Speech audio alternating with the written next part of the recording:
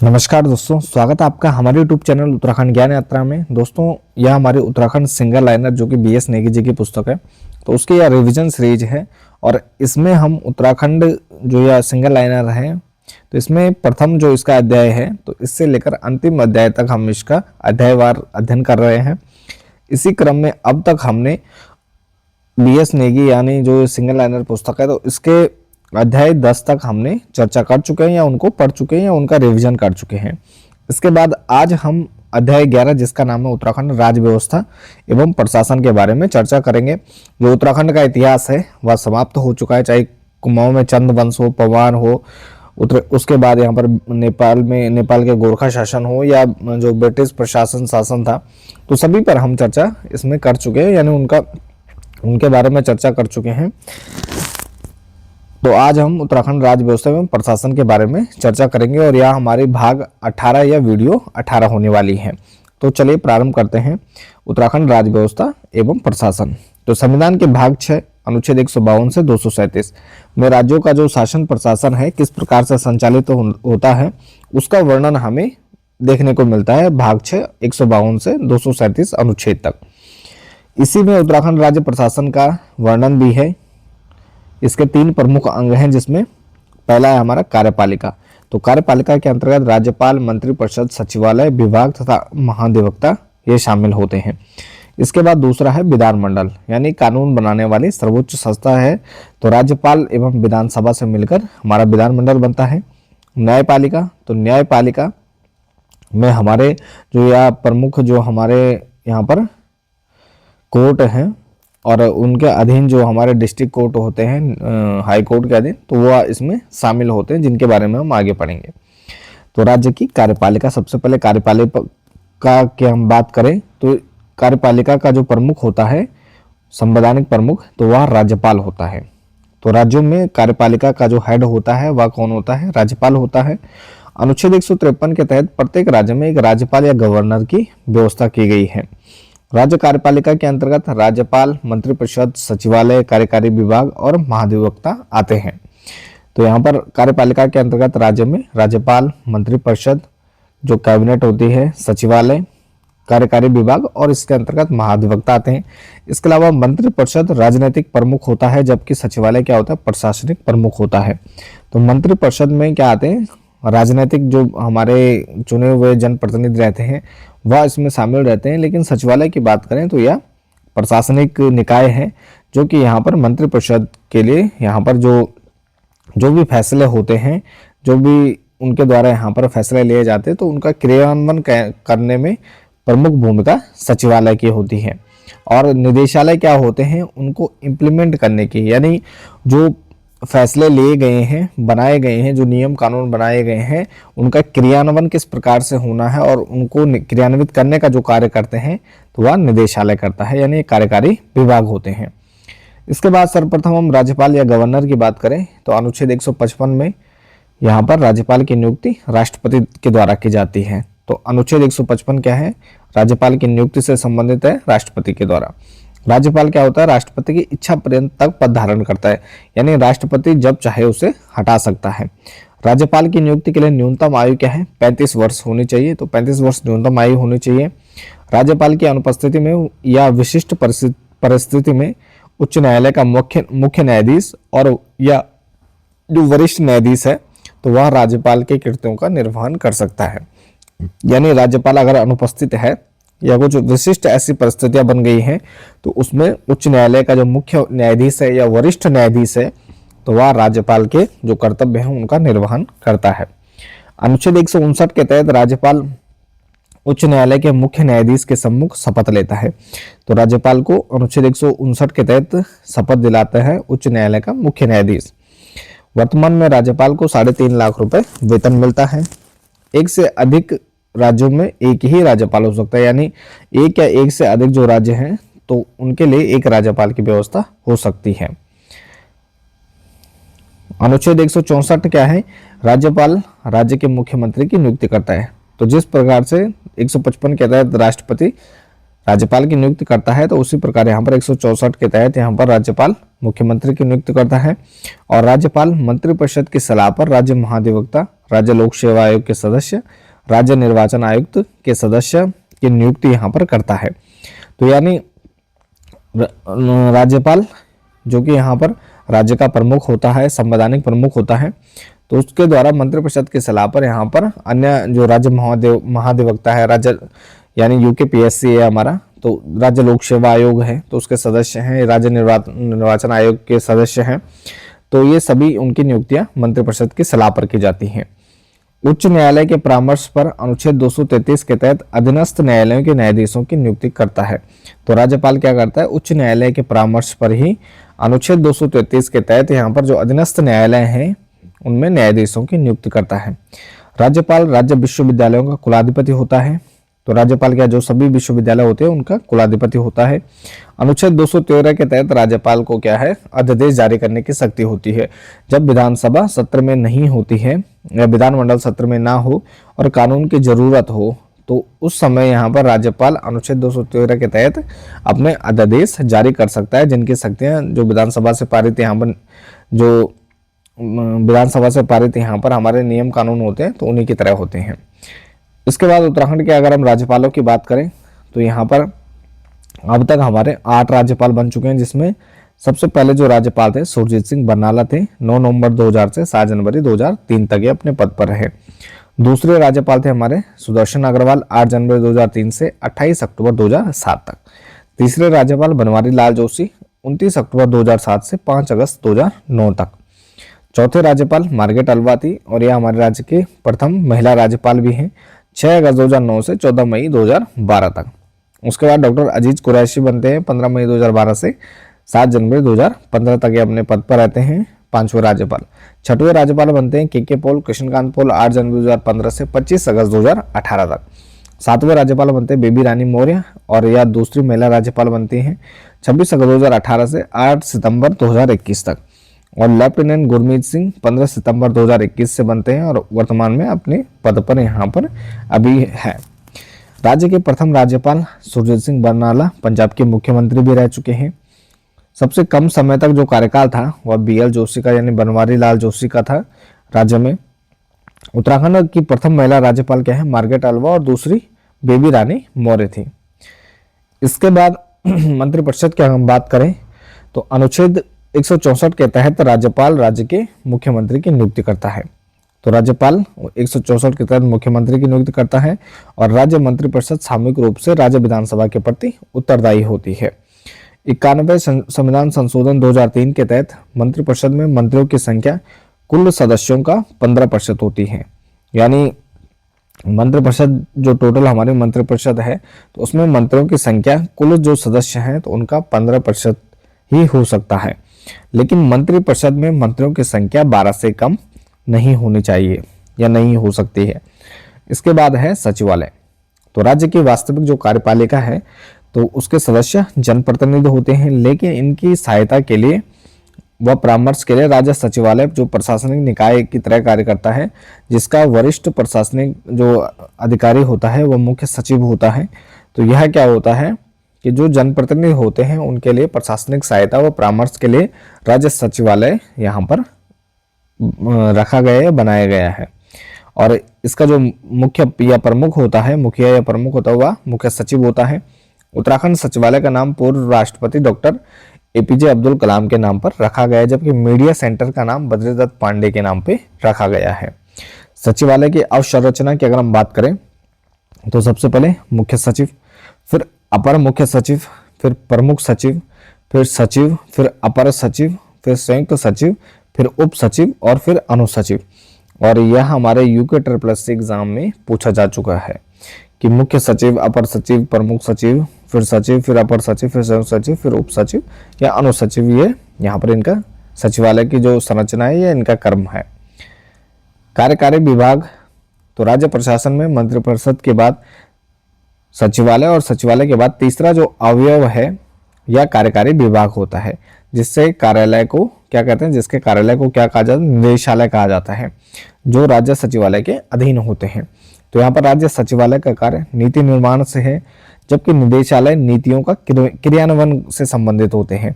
यानी जो नीतियां बनती हैं तो उसमें सचिवालय क्या है, नीतियों को बनाने में मुख्य भूमिका होती है।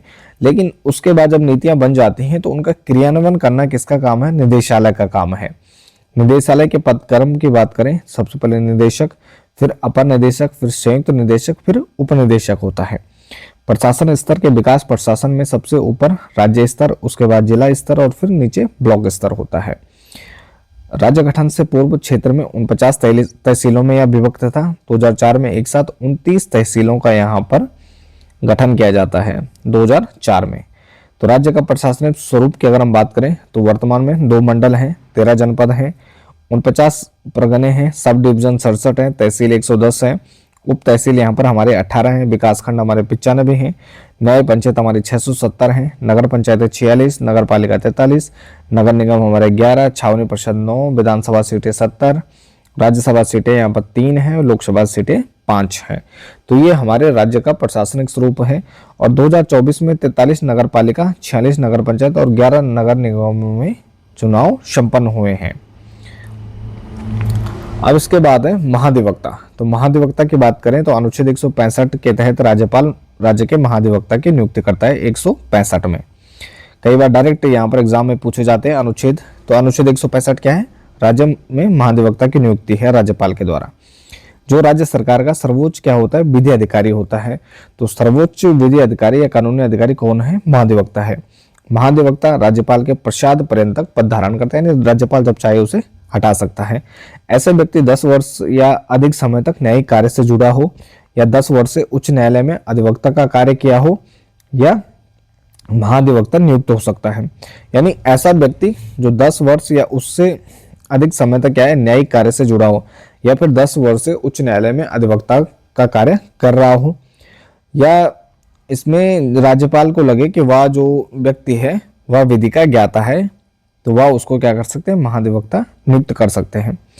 महाधिवक्ता राज्य सरकार को विधि संबंधी सलाह देता है और महाधिवक्ता राज्य की विधानसभा की जो कार्रवाइयां होती हैं उनमें भाग ले सकता है, सदन में बोल सकता है, लेकिन यह मतदान नहीं कर सकता। यह काफी महत्वपूर्ण है।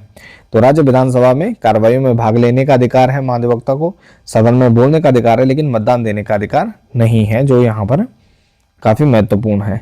इसके बाद उत्तराखंड के महाधिवक्ताओं की बात करें तो प्रथम यहाँ पर अंतरिम सरकार में थे ललिता प्रसाद नैथानी 1 दिसंबर 2000 से 5 अप्रैल 2002 तक। निर्वाचित सरकार में प्रथम जो महाधिवक्ता थे मेहरबान सिंह नेगी थे 6 अप्रैल 2002 से 13 मार्च 2007 तक। उसके बाद एलपी नैथानी बनते हैं 14 मार्च 2007 से 15 जनवरी 2010 तक, यानी ललिता प्रसाद नैथानी या दोबारा बनते हैं। तो अगर हम अंतरिम सरकार की बात करें तो यहाँ पर एलपी नैथानी प्रथम बार पहले बनते हैं अंतरिम सरकार में, उसके बाद निर्वाचित सरकार में दूसरी बार बनते हैं। एसएन बाबुलकर 16 जनवरी 2010 से 2 अप्रैल 2012 तक क्या महाधिवक्ता के पद पर रहते हैं। उसके बाद श्री यूके उनियाल 3 अप्रैल 2012 से 20 मार्च 2016 तक। वीएस नेगी तो 11 जुलाई 2016 से 11 मार्च 2017 तक, और एसएन बाबुलकर 2017 से ये अपने पद पर बने हुए हैं। इसके बाद मुख्य स्थायी अधिवक्ता व अन्य राज्य अधिवक्ता। तो स्थायी अधिवक्ता का मतलब है न्यायालयों, न्यायाधिकरणों व अधीनस्थ न्यायालय में सरकारी मामलों के संचालन के लिए नियुक्त अधिवक्ता या वकील। ये मूल रूप से सरकार के क्या होते हैं, अधिवक्ता होते हैं, जिन्हें विधि विभाग द्वारा विभिन्न जो न्यायालय हैं तो उनमें सरकार के मामलों में प्रतिनिधित्व करने के लिए नियुक्त किया जाता है। वर्ष 2000 में सुधांशु धूलिया जो बाद में उत्तराखंड उच्च न्यायालय के न्यायाधीश बने, इनको उत्तराखंड का पहला मुख्य स्थायी अधिवक्ता नियुक्त किया गया था। किसको किया गया था, सुधांशु धूलिया को वर्ष 2000 में। इसके अलावा उत्तराखंड बार काउंसिल की बात करें, उत्तराखंड बार काउंसिल क्या है, एक स्वायत्त निकाय है जिसकी स्थापना वर्ष 2004 में अधिवक्ता अधिनियम 1961 के प्रावधानों के तहत की गई है, जो धारा 3 में अधिकतम 25 निर्वाचित सदस्यों के साथ राज्य बार काउंसिल की स्थापना का प्रावधान करता है। और उत्तराखंड राज्य महाधिवक्ता उत्तराखंड बार काउंसिल के पदेन सदस्य होते हैं। तो उत्तराखंड राज्य के जो महाधिवक्ता हैं उत्तराखंड बार काउंसिल के क्या होते हैं, पदेन सदस्य होते हैं। और उत्तराखंड बार काउंसिल के पेशेवर वकीलों का निकाय है। राज्य बार काउंसिल राज्य में वकीलों का यह क्या है, सर्वोच्च यानी सबसे बड़ा निकाय है राज्य बार काउंसिल। इसके बाद है राज्य का विधानमंडल। तो राज्य विधानमंडल का 2 अंग हैं, जिसमें राज्यपाल और विधानसभा शामिल हैं। संविधान के अनुच्छेद 168 में विधानमंडल का प्रावधान है। तो संविधान के अनुच्छेद 168 में किसका है? विधानमंडल का प्रावधान है। इसके अलावा अगर इसमें विधान परिषद भी हमारे उत्तराखंड में होती तो राज्य विधानमंडल के विधान परिषद भी इसमें शामिल हो जाते। अनुच्छेद 169 के तहत संसद विधान परिषद बना हुआ समाप्त कर सकती है। तो यानी अनुच्छेद जो 169 है तो उसमें संसद क्या करती है? विधान परिषद को बना हुआ समाप्त कर सकती है। तो वर्तमान में उत्तराखंड में विधान परिषद का अस्तित्व नहीं है। तो राज्य विधानसभा अनुच्छेद 170 के तहत विधानसभा के गठन का प्रावधान है। अनुच्छेद 170 विधानसभा का गठन। राज्य में विधानसभा के 2 भवन बनाए गए, जिसमें प्रथम हमारा देहरादून और दूसरा भराड़ीसैंण, यानी जो हमारी ग्रीष्मकालीन राजधानी गैरीसैंण तो वहां पर है। दूसरी विधानसभा के चुनाव कराने का दायित्व राष्ट्रीय चुनाव आयोग का होता है। तो राज्य विधानसभा के चुनाव कराने का जो दायित्व होता है वह राष्ट्रीय चुनाव आयोग का होता है। जबकि जो हमारे अन्य जो चुनाव होते हैं, पंचायत चुनाव होते हैं, तो वह राज्य निर्वाचन आयोग के द्वारा करवाए जाते हैं। किसी राज्य की विधानसभा में अधिकतम जो सदस्यों की संख्या है वह 500 है और न्यूनतम 60 सदस्य उसमें हो सकते हैं। राज्य विधानसभा सदस्यों का आवंटन सन 2026 तक 1971 की जनगणना के आधार पर यहाँ पर किया गया है। तो यानी जो विधानसभा जो सदस्यों की सीटें हैं वह सन 2026 तक यहाँ पर 1971 की जनगणना के आधार पर उनको यहाँ पर रखा गया है। उसके बाद फिर पुनर्गठन होगा और फिर उसमें सीटों की संख्या कम ज़्यादा हो सकती है। विधानसभा सदस्य बनने के लिए न्यूनतम आयु क्या है? 25 वर्ष है और कार्यकाल इसका 5 वर्ष होता है। विधानसभा में बैठक जो गणपूर्ति है कम से कम 1/10 सदस्यों का होना इसमें जरूरी है। यह संख्या किसी भी परिस्थिति में 10 से कम नहीं होनी चाहिए। तो यह जो संख्या होती है तो 10 से कम इसमें नहीं होनी चाहिए। विधानसभा का सत्र वर्ष में कम से कम 2 बार आहूत किया जाना आवश्यक है और 6 माह से अधिक का इनका जो अंतराल है, यानी उनके बीच का जो गैप है वो 6 माह से अधिक नहीं होना चाहिए। तो 6 माह से पहले दूसरा सत्र आयोजित किया जाना चाहिए। अनुच्छेद 178 के तहत विधानसभा अपने सदस्यों में से एक को क्या करती है? अध्यक्ष और एक को उपाध्यक्ष चुनती है। किसके तहत? अनुच्छेद 178 में। उत्तराखंड विधानसभा 70 विधायकों से मिलकर बनती है, तो यानी कुल 70 सीटें हैं। और उत्तराखंड विधानसभा में एक सदस्य एंग्लो इंडियन होता था। पहले क्या था? एक सीट एंग्लो इंडियन के लिए यहाँ पर रिजर्व रखी गई थी, लेकिन वर्तमान में 104वां जो संविधान संशोधन पारित किया गया 2019 में, तो उसके द्वारा जो एंग्लो इंडियन यहाँ पर सदस्य थे तो उसकी सीट को यहाँ पर समाप्त कर दिया गया। तो वर्तमान में केवल 70 सीटें हैं। अंतरिम विधानसभा का गठन। इसके बाद अंतरिम विधानसभा की बात करें तो उत्तराखंड राज्य का गठन के समय राष्ट्रपति कौन थे? KR नारायण थे तथा प्रधानमंत्री अटल बिहारी वाजपेयी थे और उत्तर प्रदेश के मुख्यमंत्री थे राजनाथ सिंह और केंद्र में राष्ट्रीय जनतांत्रिक गठबंधन यानी NDA की सरकार थी।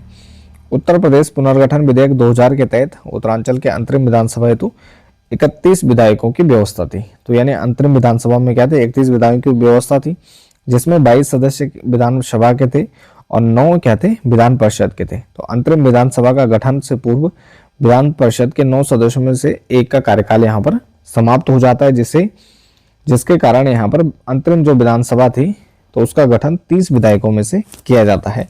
तो 30 विधायकों को लेकर यहाँ पर उत्तराखंड जो यहाँ पर अंतरिम विधानसभा है तो उसका गठन होता है। 9 नवंबर 2000 को नित्यानंद स्वामी उत्तरांचल के प्रथम यहाँ पर मुख्यमंत्री बनते हैं। 9 नवंबर 2000 को तो तत्कालीन जो नाम था वह उत्तरांचल था, तो उत्तरांचल के मुख्यमंत्री बनते हैं। अंतरिम विधानसभा में मुख्यमंत्री सहित क्या थे? 9 कैबिनेट मंत्री थे और 4 हमारे राज्य मंत्री बनाए गए थे। और अंतरिम विधानसभा में भाजपा के 23 विधायक थे। तो अंतरिम विधानसभा में क्या थे? भाजपा के 23 विधायक थे, बाकी जो 7 थे वो अन्य पार्टियों से संबंधित थे। 29 अक्टूबर 2001 को भगत सिंह कोश्यारी राज्य में अंतरिम सरकार के दूसरे मुख्यमंत्री बनते हैं, जो कि 2 मार्च 2002 को अपने पद पर रहते हैं।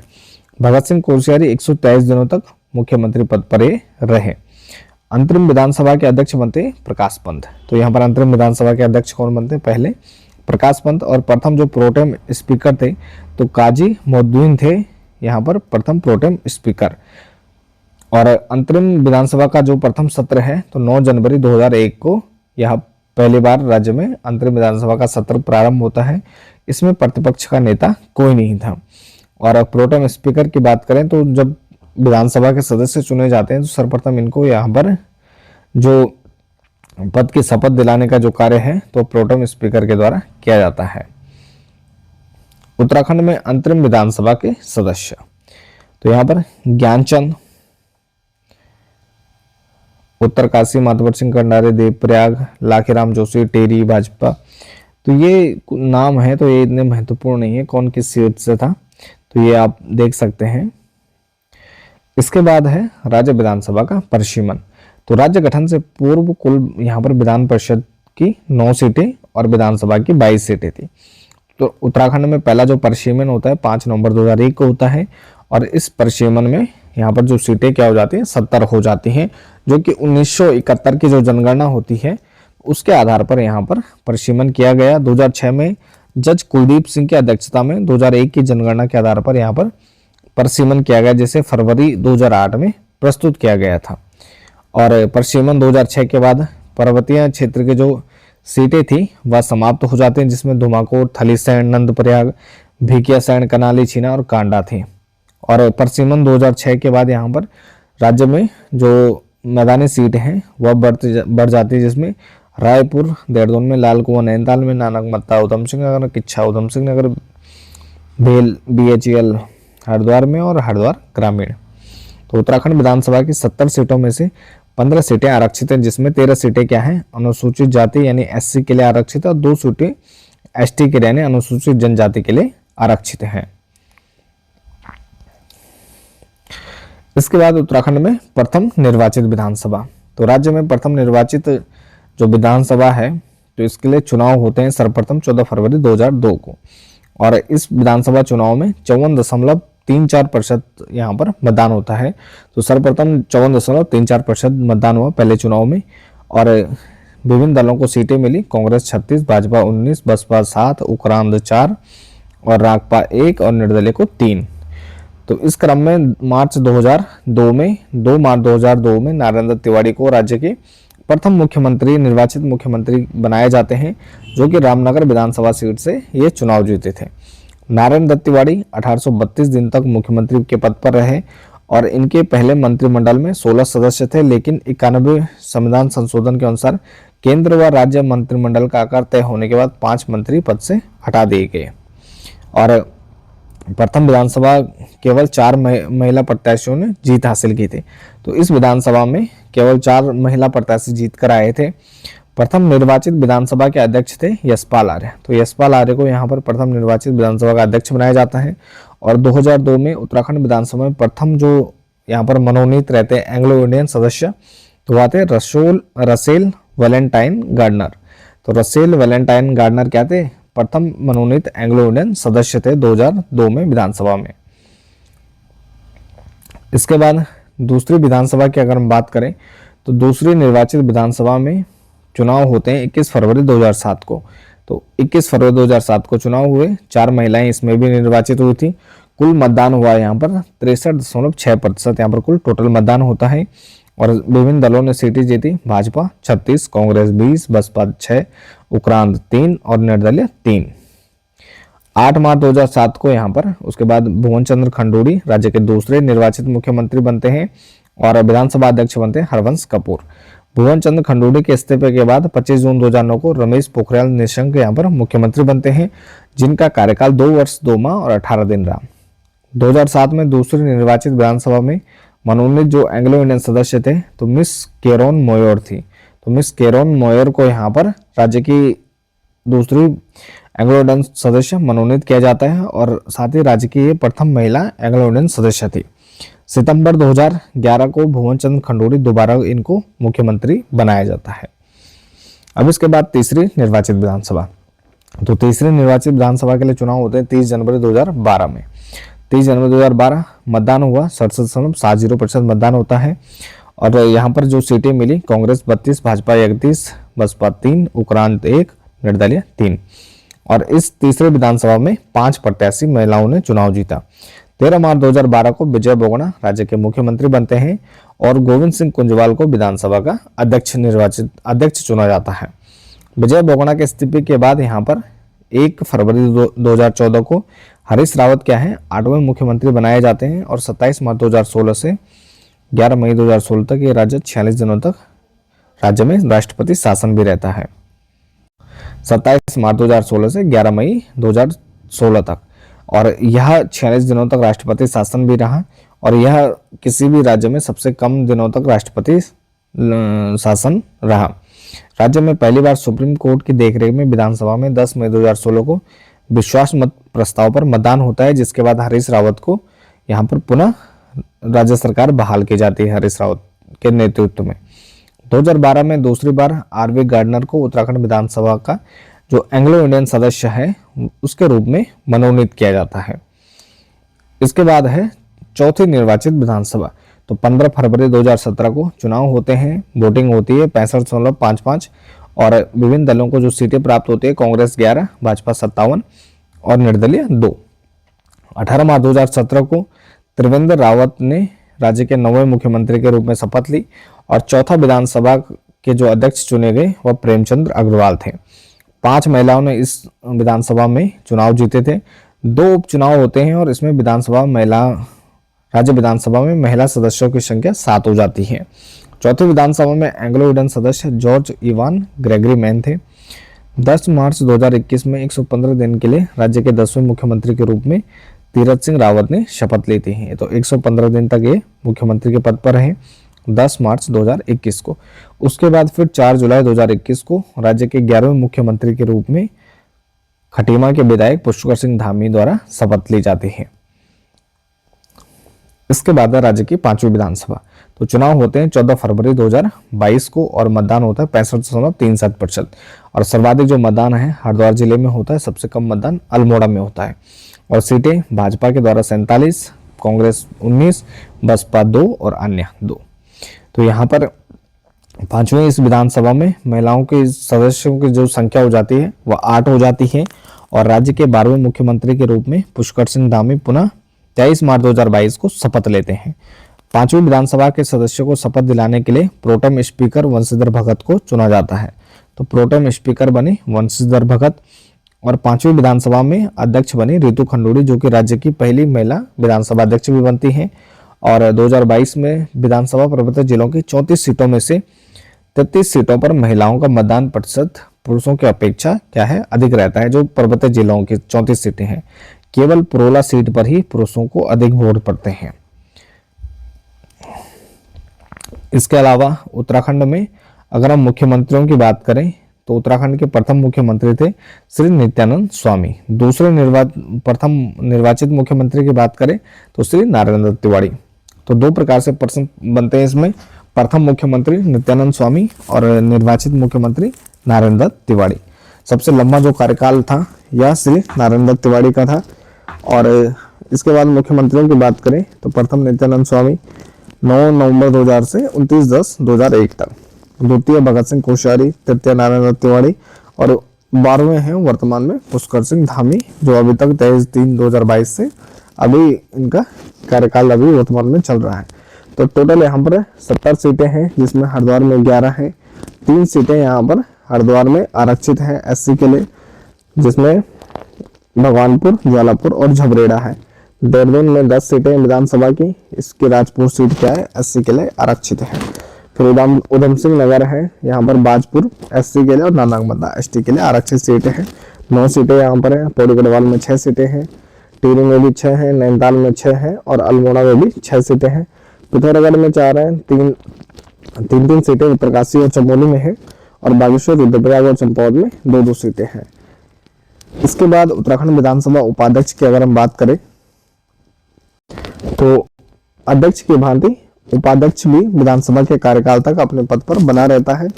और प्रथम विधानसभा उपाध्यक्ष बनती है विजय बर्तवाल 2008 से 2009 तक। तो द्वितीय विधानसभा उपाध्यक्ष डॉक्टर अनसुया प्रसाद मैकुरी बने। तृतीय विधानसभा में उपाध्यक्ष बने श्री रघुनाथ सिंह चौहान।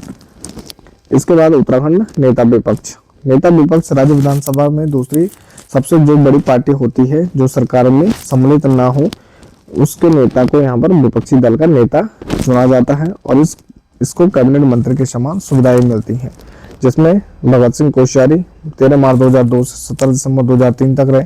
उसके बाद मातबर सिंह कंडारी 17 दिसंबर 2003 से 2 मार्च 2007 तक।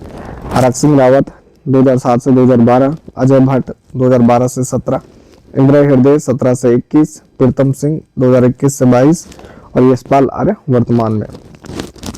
इसके बाद यहाँ पर प्रथम महिला विधानसभा विपक्ष नेता की बात करें तो डॉक्टर श्रीमती इंदिरा हृदय यहाँ पर प्रथम महिला विधानसभा के विपक्ष की नेता चुनी जाती हैं।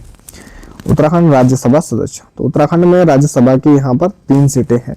राज्य गठन से पूर्व श्रीमती सुषमा स्वराज उत्तर प्रदेश के विधानसभा से राज्यसभा में सदस्य मनोनीत होती है राज्य गठन से पूर्व, लेकिन राज्य गठन के बाद सुषमा स्वराज को उत्तराखंड में राज्यसभा का सदस्य माना गया। उनके साथ मनोहर कांत ध्यानी और संगप्रिय गौतम को उत्तराखंड राज्यसभा का कोटा दिया गया। तो मनोहर कांत और संगप्रिय गौतम को। उत्तराखंड की प्रथम महिला राज्यसभा सदस्य कौन थी? मनोरमा शर्मा डोबरियाल थी। 2014 में इनको चुना गया और यह प्रदेश की पहली मेयर भी रह चुकी है। इसके बाद 2022 में डॉक्टर कल्पना सैनी राज्यसभा के लिए निर्वाचित हुई, जो कि राज्यसभा निर्वाचित होने वाली दूसरी महिला बनती हैं 2022 में। उत्तराखंड में वर्तमान राज्यसभा सदस्य नरेश बंसल बीजेपी के, कल्पना सैनी और महेंद्र भट्ट, ये तीनों क्या है वर्तमान में राज्यसभा सदस्य हैं। इसके बाद लोकसभा आम चुनाव की अगर हम बात करें उत्तराखंड में, तो लोकसभा की यहाँ पर 5 सीटें हैं, जिसमें पौड़ी, टिहरी, हरिद्वार, नैनीताल और अल्मोड़ा है। 2004 के चुनाव तक हरिद्वार लोकसभा अनुसूचित जाति के लिए आरक्षित सीट थी, किंतु 2006 का जो परिसीमन होता है तो उसके बाद यहाँ पर अल्मोड़ा को लोकसभा सीट को एससी के लिए आरक्षित कर दिया गया।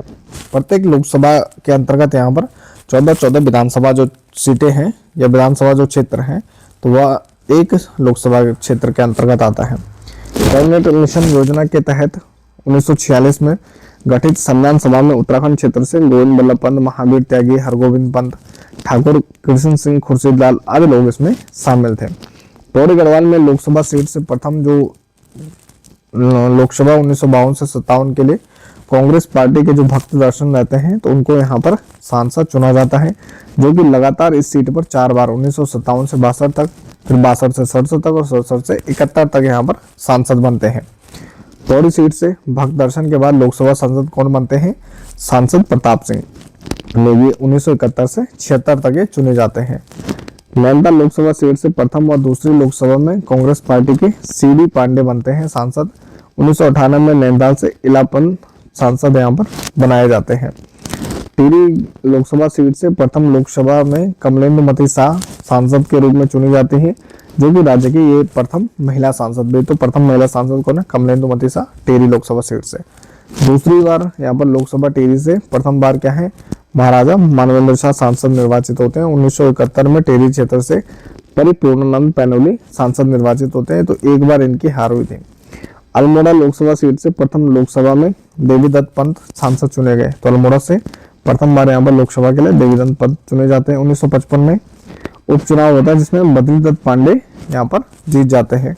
तो प्रथम बार हरिद्वार संसदीय लोकसभा से हरपाल सिंह 1999 से 2004 में ये सांसद बनते हैं।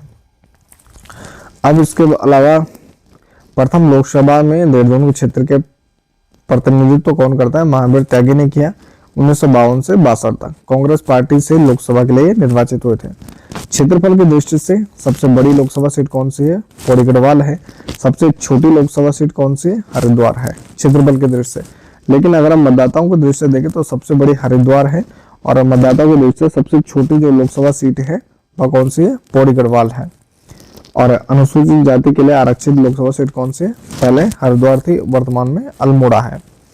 और 18वीं लोकसभा की बात करें 2024 से 29 तक, तो पौड़ी से कौन है सांसद? हमारे अनिल बलूनी है बीजेपी के। टिहरी गढ़वाल में माला राज्य लक्ष्मी शाह है बीजेपी के। हरिद्वार से त्रिवेंद्र सिंह रावत है बीजेपी के। नैनीताल में अजय भट्ट है बीजेपी की भी है। और अल्मोड़ा से अजय टम्टा है, ये भी बीजेपी से संबंधित है। और केंद्र सरकार की विभिन्न सरकारों में राज्य से जो कैबिनेट मंत्री हैं, तो उसमें गोविंद बल्लभ पंत, महावीर त्यागी, हेमंत नंदन बोगड़ा, नरेंद्र तिवारी, केशी पंत, भुवन चंद्र खंडूड़ी, रमेश पोखरियाल निशंक, तो ये विभिन्न जो हमारे मंत्रालय हैं उनमें कैबिनेट मंत्री रहे। इसके बाद है उत्तराखंड उच्च न्यायालय। तो संविधान के अनुच्छेद 214 के तहत प्रत्येक राज्य में एक उच्च न्यायालय होगा और 216 के तहत प्रत्येक उच्च न्यायालय का एक मुख्य न्यायाधीश होगा और अन्य न्यायाधीशों की नियुक्ति राष्ट्रपति आवश्यकता अनुसार करेगा। तो यानी 214 के तहत प्रत्येक राज्य में एक उच्च न्यायालय होगा। 216 में क्या है, प्रत्येक उच्च न्यायालय का एक मुख्य न्यायाधीश होगा और अन्य न्यायाधीशों की नियुक्ति जरूरत के अनुसार यहाँ पर कौन करेगा, राष्ट्रपति। अनुच्छेद 217 के तहत उच्च न्यायालय के मुख्य न्यायाधीश की नियुक्ति राष्ट्रपति राज्य के राज्यपाल व उच्चतम न्यायालय के मुख्य न्यायाधीश के परामर्श पर करता है। तो यानी जो उच्च न्यायालय के मुख्य न्यायाधीश की नियुक्ति है, तो जो तत्कालीन जो मुख्य न्यायाधीश हैं उच्चतम न्यायालय के, और साथ ही तत्कालीन जो राज्य है या संबंधित जो राज्य है, तो वहाँ के जो राज्यपाल हैं, तो उन दोनों की सलाह पर यहाँ पर राष्ट्रपति के द्वारा अनुच्छेद 217 के तहत उच्च न्यायालय के मुख्य न्यायाधीश की नियुक्ति की जाती है। और इसका जो वेतन होता है राज्य की संचित निधि पर भारित होते हैं, पेंशन भत्ता भारत की संचित निधि से दिए जाते हैं। और न्यायाधीश बनने के लिए उच्च न्यायालय के तो कम से कम 10 वर्षों तक न्यायिक क्षेत्र से जुड़ा होना चाहिए और 62 वर्ष तक यह पद धारण करते हैं। मौलिक अधिकारों का संरक्षण उच्च न्यायालय के प्रारंभिक अधिकारों के अधीन आता है। अनुच्छेद 226 के तहत उच्च न्यायालय के रिट जारी करने का अधिकार उच्च न्यायालय के पास भी, यानी जो हाई कोर्ट होता है तो वह भी अनुच्छेद 226 के तहत यहाँ पर उच्च न्यायालय क्या है, रिट जारी कर सकता है सुप्रीम कोर्ट की तरह। और 9 नवंबर 2000 को देश का 20वां और राज्य का उच्च न्यायालय का गठन नैनीताल में किया जाता है। और उच्च न्यायालय के सृजन के समय न्यायाधीशों की संख्या कितनी थी, 7 थी, 2003 में 9 हो जाती है। और इसके बाद उत्तराखंड उच्च न्यायालय के मुख्य न्यायाधीश की अगर हम बात करें तो उत्तराखंड में जो उच्च न्यायालय के प्रथम मुख्य न्यायाधीश थे तो वह थे अशोक अभयंकर देसाई, जो कि 9 नवंबर 2000 से मार्च 2003 तक अपने पद पर रहते हैं। और अशोक अभयंकर जो देसाई हैं तो ये पहले कार्यवाहक मुख्य न्यायाधीश भी रह चुके हैं 9 नवंबर 2000 से 5 दिसंबर 2000 तक। तो सबसे पहले अशोक अभयंकर देसाई, फिर न्यायमूर्ति सरोज होमी कपाड़िया, तो ये लिस्ट है, तो इनको देख लेना। वर्तमान में यहाँ पर 2024 से गुहा नाथन नरेंद्र यहाँ पर कार्यरत है। उत्तराखंड उच्च न्यायालय के दूसरे मुख्य न्यायाधीश कौन थे, एच.एस. कपाड़िया थे। सरोज होमी कपाड़िया 2010 से 12 तक सर्वोच्च न्यायालय के यह 38वें मुख्य न्यायाधीश भी बने। स्वतंत्र भारत में जन्मे उच्चतम न्यायालय के प्रथम मुख्य न्यायाधीश कौन थे, सरोज होमी कपाड़िया भी थे। सरोज होमी पारसी समुदाय से संबंधित के पहले व्यक्ति हैं जो कि मुख्य न्यायाधीश बनते हैं। साथ ही उत्तराखंड उच्च न्यायालय के 7वें जो मुख्य न्यायाधीश हैं जगदीश सिंह खेर, तो ये भी सर्वोच्च न्यायालय में 44वें मुख्य न्यायाधीश बनते हैं। तो यहाँ पर 2 हमारे न्यायाधीश हो गए जो कि आगे चलकर यहाँ पर भारत के उच्चतम न्यायालय के भी प्रमुख न्यायाधीश बनते हैं। जगदीश सिंह खेर क्या है, ये सिख समुदाय से पहले व्यक्ति हैं जो उच्चतम न्यायालय के प्रमुख न्यायाधीश बनते हैं। 9वें मुख्य न्यायाधीश के.एम. जोशी थे, जो कि राज्य में राष्ट्रपति शासन के समय यहाँ पर क्या थे, मुख्य न्यायाधीश बनते हैं। और उत्तराखंड उच्च न्यायालय के प्रथम रजिस्ट्रार जी.सी.एम. रावत थे, जो कि जनवरी 2003 तक इस पद पर बने रहे। इसके बाद नैनीताल का जो उच्च न्यायालय भवन है, तो वर्तमान में यहाँ पर 9 स्थायी न्यायाधीश व 2 अतिरिक्त न्यायाधीशों का प्रावधान है। 27 अप्रैल 1897 को नैनीताल में जो स्थित हाईकोर्ट भवन है तो उसकी नींव रखी जाती है 27 अप्रैल 1897, जो कि 1900 में बनकर यह पूर्ण तैयार होता है। और इस भवन का जो निर्माण है तो गौथिक शैली में इसका निर्माण करवाया गया है। तो गौथिक शैली में इसका निर्माण करवाया गया है। नैनीताल जिले में स्थित उच्च न्यायालय भवन का निर्माण सर संटोनी मैकडोनाल्ड ने किया, जबकि जो डिजाइन है तो वह स्टीवंस व F.O.W. ऑर्टेल को जाता है। तो डिजाइन का श्रेय स्टीवंस और F.O.W. ऑर्टेल, और भवन का निर्माण किसने किया, सर संटोनी मैकडोनाल्ड ने। इसे गवर्नर हाउस भी कहा जाता है। नैनीताल राजभवन गौथिक शैली का है और इस राजभवन में कितने 113 कमरे हैं। राजभवन के आसपास क्या है, शानदार गोल्फ कोर्स 1936 ईस्वी में बना, जिसकी शुरुआत किसने की थी, गवर्नर मैल्कम हैली के द्वारा की गई थी।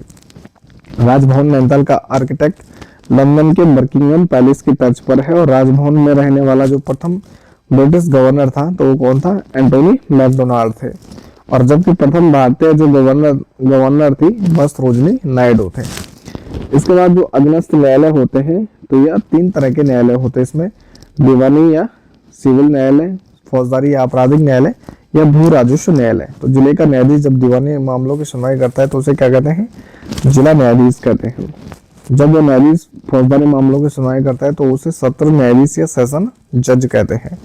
अनुच्छेद 233 के तहत जिला न्यायाधीशों की नियुक्ति राज्यपाल उच्च न्यायालय के परामर्श पर कर सकता है। तो जो जिला न्यायाधीश है तो उनकी नियुक्ति राज्यपाल करता है उच्च न्यायालय के परामर्श पर। जिला न्यायाधीश बनने के लिए कम से कम 7 वर्षों तक अधिवक्ता का जिसने कार्य किया हो। राज्य में मुकदमों का शीघ्र निपटान करने के लिए 35 फास्ट ट्रैक कोर्टों की स्थापना की गई अप्रैल 2001 में।